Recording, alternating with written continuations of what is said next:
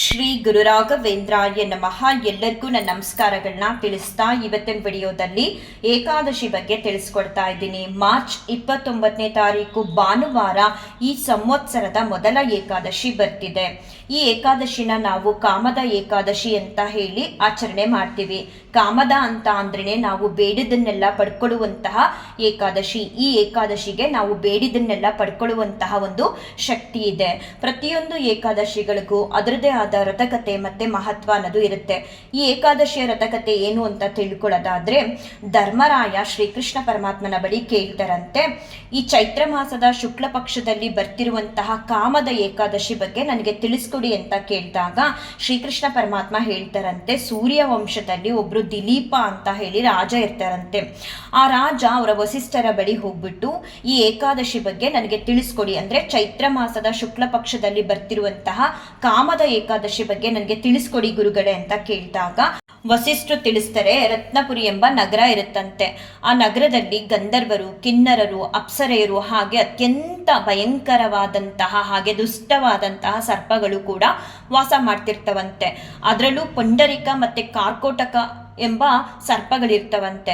ಆ ಸರ್ಪಗಳು ಅವಾಗ ಗಾನ ಸಭೆನ ಏರ್ಪಾಟ್ ಮಾಡ್ತಿರ್ತವಂತೆ. ಆ ಗಾನ ಸಭೆಗೆ ಗಂಧರ್ವರಾದಂತಹ ಲಲಿತಾ ಮತ್ತೆ ಲಲಿತೆ ಎಂಬ ದಂಪತಿಗಳು ಅವಾಗ ಭಾಗವಹಿಸ್ತಿರ್ತಾರಂತೆ. ಒಮ್ಮೆ ಕಾರ್ಕೋಟಕ ಮತ್ತೆ ಪುಂಡರಿಕ ಎಂಬ ಸರ್ಪಗಳು ಗಾನ ಸಭೆನ ಏರ್ಪಾಟ್ ಮಾಡಿರ್ತಾರಂತೆ. ಆ ಗಾನ ಸಭೆಗೆ ಲಲಿತಾ ಎಂಬ ಗಂಧರ್ವ ಬಂದು ಈ ಸಭೆಯಲ್ಲಿ ಭಾಗವಹಿಸಿ ತಮ್ಮ ಮಧುರವಾದ ಸ್ವರದಿಂದ ಹಾಡನ್ನ ಹೇಳ್ತಾ ಎಲ್ಲರನ್ನೂ ಕೂಡ ರಂಜಿಸ್ತಾ ಇರ್ತಾರಂತೆ. ಈ ಸಭೆಗೆ ತನ್ನ ಪತ್ನಿಯಾದ ಲಲಿತೆ ಬಂದಿರಲ್ವಂತೆ.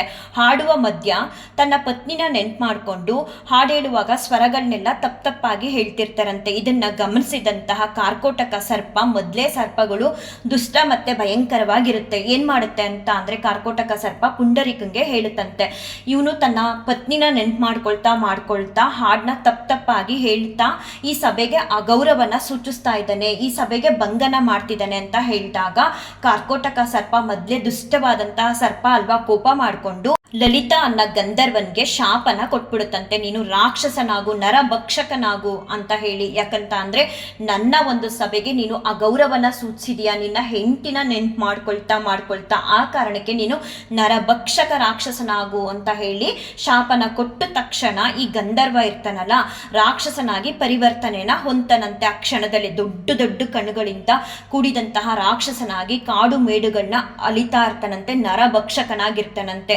ಇದು ಲಲಿತೆಗೆ ಗೊತ್ತಾಗಿ ತನ್ನ ಗಂಡ ರಾಕ್ಷಸನ ಆಗ್ಬಿಟ್ಟ ಅಂತ ಹೇಳಿ ಗಂಡನಿಂದ ದೂರ ಉಳಿದೆ ಲಲಿತೆ ಅವನ್ ಹಿಂದಿಂದೆನೆ ಹೋಗ್ತಾ ಇರ್ತಾಳಂತೆ. ಅವ್ನು ಎಲ್ಲಿ ಹೋದ್ರೂ ಕೂಡ ಅವ್ನ ಹಿಂದಿಂದೆನೆ ಹೋಗ್ತಾ ಇರ್ತಾಳಂತೆ. ಹೀಗೆ ಹೋಗ್ತಿರ್ಬೇಕಾದ್ರೆ ಒಂದು ಕಾಡಲ್ಲಿ ಋಷಿಮುನಿಗಳು ತಪಸ್ ಮಾಡ್ತಿರ್ತಾರಂತೆ.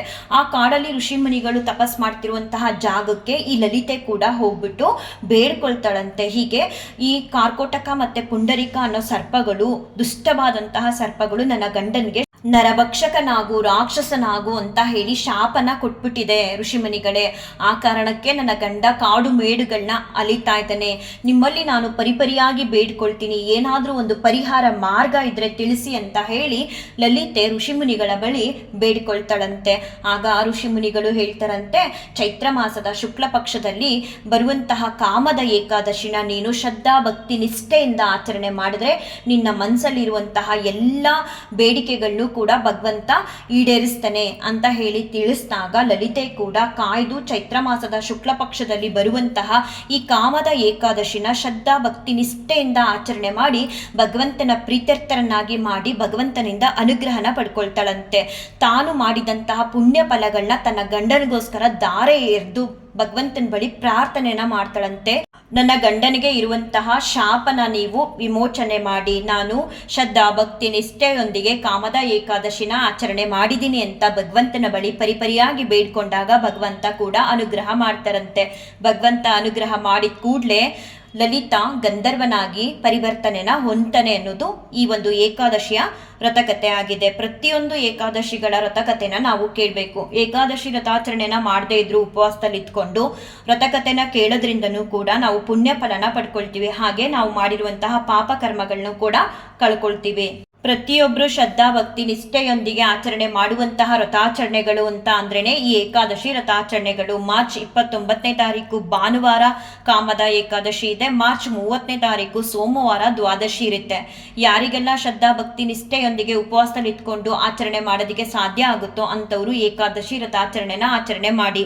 ಕಾಮದ ಅಂತ ಹೆಸರು ಸೂಚಿಸೋ ಹಾಗೇನೆ ನಿಮ್ಮ ಮನಸ್ಸಲ್ಲಿರುವಂತಹ ಎಲ್ಲಾ ಇಷ್ಟಾರ್ಥಗಳನ್ನು ಕೂಡ ಈ ಒಂದು ಏಕಾದಶಿ ಕರುಣಿಸುತ್ತೆ. ಹಾಗಾಗಿ ಸಾಧ್ಯ ಆದಷ್ಟು ಪ್ರಯತ್ನ ಪಟ್ಟು ಏಕಾದಶಿ ವ್ರತಾಚರಣೆನ ಆಚರಣೆ ಮಾಡಿ. ಹಾಗೆ ರಾಯರ ಮಂತ್ರಾಕ್ಷತೆಯಿಂದ ನನಗೆ ಆದ ಒಂದು ಅನುಭವನೂ ಕೂಡ ಇದೇ ವಿಡಿಯೋ ಮುಖಾಂತರ ತಿಳಿಸ್ತೀನಿ. ನಮ್ಮ ತಾಯಿಗೆ ಇತ್ತೀಚೆಗೆ ತುಂಬಾ ಅಂದ್ರೆ ತುಂಬಾ ಸೀರಿಯಸ್ ಆಗಿತ್ತು. ಇವಾಗ್ಲೂ ಅವಾಗ್ಲೂ ಅನ್ನೋ ಹಾಗೆ ಇದ್ರು. ನಾನು ಕೂಡ ಹೋಗ್ಬಿಟ್ಟು ಅವ್ರನ್ನ ನೋಡ್ಕೊಂಡು ಬಂದಿದ್ದೆ. ನೋಡ್ಕೊಂಡು ಬರೋದಕ್ಕೆ ಅಂತ ಹೋಗುವಾಗ ನಾನು ರಾಯರಿಗೆ ಹೇಳ್ಬಿಟ್ಟು ಮಂತ್ರಾಕ್ಷತೆನ ತಗೊಂಡೋಗಿದ್ದೆ. ಹಾಗೆ ಆಂಜನೇಯ ಸ್ವಾಮಿ ದೇವಸ್ಥಾನಕ್ಕೆ ಪ್ರತಿ ಶನಿವಾರ ಹೋದಾಗ ಅಲ್ಲಿ ಕುಂಕುಮ ಪ್ರಸಾದನ ಕೊಡ್ತಾರಲ್ಲ, ಅದನ್ನು ಕೂಡ ನಾನು ರಾಘವೇಂದ್ರ ಸ್ವಾಮಿ ಅವರಿಗೆ ಈ ಪ್ರಸಾದನೂ ಕೂಡ ತಗೊಂಡು ಹೋಗ್ತೀನಿ ಸ್ವಾಮಿ ಅಂತ ಹೇಳ್ಬಿಟ್ಟು ತಗೊಂಡೋಗಿದ್ದೆ. ಹೋದ ತಕ್ಷಣ ಅವ್ರನ್ನ ನೋಡಿ ಅವ್ರಿಗೆ ಹಣೆಗೆ ಕುಂಕುಮನ ಇಟ್ಟು ಆಂಜನೇಯ ಸ್ವಾಮಿ ಪ್ರಸಾದನ ಜೊತೆಗೆ ಮಂತ್ರಾಕ್ಷತೆನೂ ಕೂಡ ಕೊಟ್ಟಿದ್ದೆ. ದಿಂಬನ್ ಕೆಳಗಡೆ ಎಲ್ಲ ಮಂತ್ರಾಕ್ಷತೆನ ಇಟ್ಟು ಉಳಿದಿರುವಂತ ಮಂತ್ರಾಕ್ಷತೆನ ನಮ್ಮ ಅಕ್ಕನ ಅವ್ರ ಹತ್ರ ಕೊಟ್ಟಿದ್ದೆ. ಅವಾಗವಾಗ ಅಮ್ಮನ್ಗೆ ಮಂತ್ರಾಕ್ಷತೆನ ಕೊಡಿ ಅಂತ ಹೇಳ್ಬಿಟ್ಟು ಬಂದೆ. ತುಂಬಾ ಅಂದ್ರೆ ತುಂಬಾ ಕ್ರಿಟಿಕಲ್ ಇತ್ತು ಅವರ ಪರಿಸ್ಥಿತಿ. ಇವಾಗ್ಲೂ ಅವಾಗ್ಲೂ ಅನ್ನೋ ಹಾಗಿದ್ರು. ನಾನು ಕೂಡ ರಾಯರ ಹತ್ರ ಬೇಡ್ಕೊಳ್ತಾ ಇದ್ದೆ ಅವ್ರ ಪರಿಸ್ಥಿತಿನ ನೋಡ್ಬಿಟ್ಟು, ಸ್ವಾಮಿ ನಾನು ಇಷ್ಟು ದಿನ ಏನ್ ಸೇವೆ ಮಾಡಿದ್ದೀನಿ ಅದ್ರಲ್ಲಿ ಏನಾದ್ರೂ ನನಗೆ ಸ್ವಲ್ಪ ಮಟ್ಟಕ್ಕಾದ್ರೂ ಪುಣ್ಯ ಫಲ ಅನ್ನೋದಿದ್ರೆ ನನ್ನ ಅಕೌಂಟಲ್ಲಿ ದಯವಿಟ್ಟು ಅದನ್ನ ನಮ್ಮ ತಾಯಿಯವ್ರಿಗೆ ಕೊಟ್ಬಿಡಿ. ನನಗೆ ಅವ್ರಿಗೆ ಸಹಾಯ ಮಾಡೋದಕ್ಕೆ ಅಂತ ಬೇರೆ ಏನೂ ಇಲ್ಲ, ಭಕ್ತಿ ಅನ್ನೋದೊಂದು ಬಿಟ್ಟು ಅವ್ರಿಗೆ ನೀವು ಮುಕ್ತಿ ಅನ್ನೋದನ್ನ ಕೊಟ್ಬಿಡಿ ಅಂತ ನಾನು ತುಂಬಾ ಪರಿಪರಿಯಾಗಿ ಅವರ ನೆನಪಾದಾಗೆಲ್ಲ ಅಂದ್ರೆ ನಮ್ಮ ತಾಯಿಯವ್ರ ನೆನಪಾದಾಗೆಲ್ಲ ತುಂಬಾ ಹತ್ತು ಕರೆದು ರಾಯರ ಹತ್ರ ಬೇಡ್ಕೊಳ್ತಾನೆ ಇದ್ದೆ. ಗುರುವಾರದ ಪೂಜೆಲೂ ಕೂಡ ಅದೇ ಬೇಡ್ಕೊಂಡೆ. ಏನಾಗಿದೆ ಅಂತ ಅಂದ್ರೆ ನಂಗೆ ನಂಬೋದಕ್ಕೂ ಕೂಡ ಆಗಲ್ಲ. ಹಾಸಿಗೆ ಮೇಲೆ ಇದ್ದಂತಹ ನಮ್ಮ ತಾಯಿ ಎದ್ದೇಳೋದಕ್ಕೂ ಕೂಡ ಆಗಲ್ಲ. ಅವ್ರಿಗೆ ಮಾತೇ ಬರ್ತಿರ್ಲಿಲ್ಲ, ಅಷ್ಟು ಸೀರಿಯಸ್ ಆಗೋಗಿತ್ತು. ಮಂತ್ರಾಕ್ಷತೆ ಕೊಟ್ಟ ಮೇಲೆ ಎಂತ ಪವಾಡ ಅಂತ ಅಂದ್ರೆ ಅವರು ಚೇರ್ ಮೇಲೆ ಕೂರ್ಸಿದ್ರೆ ಕೂತ್ಕೊಳ್ಳಂಗಾಗಿದ್ದಾರೆ. ಮತ್ತೆ ಏನು ಕೂಡ ರಿಯಾಕ್ಷನ್ ಇರಲಿಲ್ಲ. ಆಕ್ಚುಲಿ ಅವರು ನನ್ನನ್ನು ಗುರ್ತಿಸಿದ್ದೇ ಹೆಚ್ಚು, ಆದ್ರೆ ಇವಾಗ ಎಲ್ಲರನ್ನೂ ಕೂಡ ಗುರ್ತಿಡಿತಾರೆ. ಮತ್ತೆ ಏನು ಕೂಡ ಕುಡಿತಿರ್ಲಿಲ್ಲ. ಅವರು ಒಂದಷ್ಟು ಜ್ಯೂಸು ಹಣ್ಣುಗಳ ರಸ ಮಾಡಿ ಕೊಟ್ರೆ ಒಂದು ಗ್ಲಾಸಲ್ಲಿ ಒಂದೆರಡು ಗುಟ್ಕಿಸ್ಕೊಳ್ತಿದ್ರು ಅಷ್ಟೇ, ಅದನ್ನೂ ಕೂಡ ಕುಡಿತಿರ್ಲಿಲ್ಲ. ಏನ್ ಆಶ್ಚರ್ಯ ಅಂತ ಅಂದ್ರೆ 2 ದಿನಗಳಿಂದ ಊಟ ಮಾಡ್ತಿದ್ದಾರೆ, ಚೇರ್ ಮೇಲೆ ಕೂತ್ಕೊಳ್ತಾರೆ, ಜೊತೆಗೆ ಮಾತಾಡೋ ಪ್ರಯತ್ನ ಕೂಡ ಮಾಡ್ತಿದ್ದಾರೆ. ನಿಜವಾಗ್ಲೂ ಲಾಸ್ಟ್ ಮಂಗಳವಾರ ನಾನು ಹೋಗಿ ಬಂದಾಗ ರಾಯರೇ ನಾನು ಇಷ್ಟು ವರ್ಷ ಸೇವೆ ಮಾಡಿದ್ರಲ್ಲಿ ಏನಾದರೂ ಒಂಚೂರು ಪುಣ್ಯ ಅನ್ನೋದಿದ್ರೆ ನಮ್ಮಮ್ಮನಿಗೆ ಕೊಟ್ಬಿಡಿ, ನಾನು ಏನೂ ಕೂಡ ಇನ್ನು ಮುಂದೆ ಕೂಡ ನಾನು ಬೇಡಲ್ಲ ಅಂತ ರಾಯರ ಹತ್ರ ನಾನು ತುಂಬ ಬಾರಿ ಬೇಡ್ಕೊಳ್ತಿದ್ದೆ. ನಾನು ಟ್ಯೂಸ್ಡೇ ನೋಡ್ಕೊಂಡು ಬಂದಮೇಲೂ ಕೂಡ ಒಂದು ಬ್ಯಾಡ್ ಇನ್ಸಿಡೆಂಟ್ ಆಯಿತು. ನಮ್ಮ ಅಕ್ಕನ ನೆಗ್ಲಿಜೆನ್ಸಿಯಿಂದ ನಮ್ಮಮ್ಮನ ಕೂರಿಸ್ಬಿಟ್ಟು ಡ್ರೆಸ್ ಚೇಂಜ್ ಮಾಡಿಸ್ತಿದ್ರಂತೆ. ಎಲ್ಲೋ ಹೋಗಿ ಬರ್ತೀನಿ ಅಂತ ಹೋಗಿ ಬರೋಷ್ಟರೊಳಗಡೆ ಅಮ್ಮ ಮಂಚದಿಂದ ಬಿದ್ದು ಒಂದು ಲೆಫ್ಟ್ ಸೈಡು ಹಣೆ ಹತ್ರ ಸ್ವಲ್ಪ ಒಡೆದು ರಕ್ತ ಎಲ್ಲ ಹೋಗಿತ್ತು, ತುಂಬ ರಕ್ತ ಹೋಗಿತ್ತು. ಒಂದು ಸ್ವಲ್ಪ ಹೊತ್ತು ಅವ್ರಿಗೆ ಪ್ರಜ್ಞೆ ಅನ್ನೋದೇ ಇರಲಿಲ್ಲ.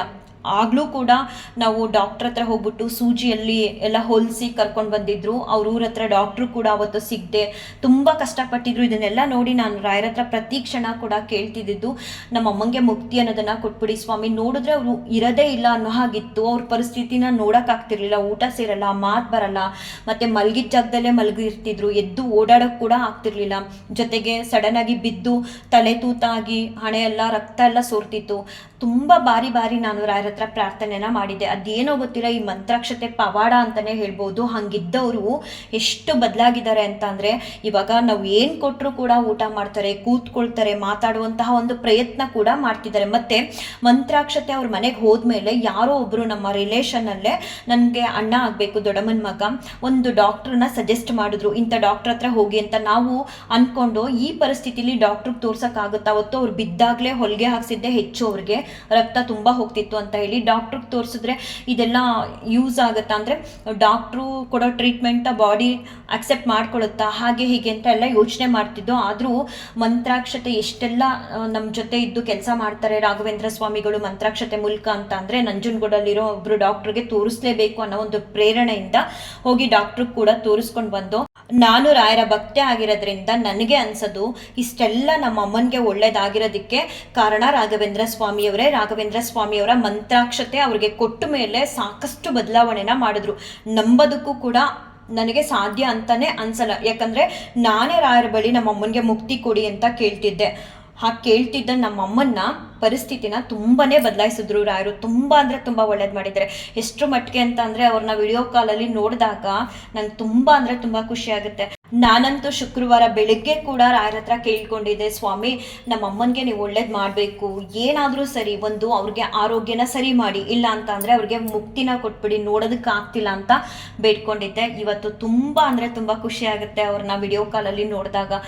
ಏನೂ ಕೂಡ ಒಂದು 15 ದಿನದಿಂದ ತಿಂದೇ ಇದ್ದವರು ಮತ್ತು ಓಡಾಡೋಕ್ಕಾಗ್ತಿರ್ಲಿಲ್ಲ, ಮಾತು ಕೂಡ ನಿಂತೋಗಿತ್ತು ಅಂಥವರು ಇವಾಗ ಕೂತ್ಕೊಂಡು ಊಟ ಮಾಡಿ ಮಾತಾಡುವಂತಹ ಒಂದು ಪ್ರಯತ್ನ ಕೂಡ ಮಾಡ್ತಿದ್ದಾರೆ. ಇದೆಲ್ಲದಕ್ಕೂ ಕಾರಣ ರಾಘವೇಂದ್ರ ಸ್ವಾಮಿಯವರು ಅಂತ ನಾನು ಹೇಳೋದಕ್ಕೆ ಇಷ್ಟಪಡ್ತೀನಿ. ರಾಯರು ಎಲ್ಲರನ್ನೂ ಕಾಪಾಡಲಿ, ಎಲ್ಲರಿಗೂ ಒಳ್ಳೇದು ಮಾಡಲಿ ಅಂತ ಹೇಳ್ತಾ ಈ ಒಂದು ವಿಡಿಯೋನ ಏನು ಮಾಡ್ತೀನಿ. ಶ್ರೀಕೃಷ್ಣಾರ್ಪಣಮಸ್ತು, ಶ್ರೀಕೃಷ್ಣಾರ್ಪಣಮಸ್ತು, ಶ್ರೀಕೃಷ್ಣಾರ್ಪಣಮಸ್ತು.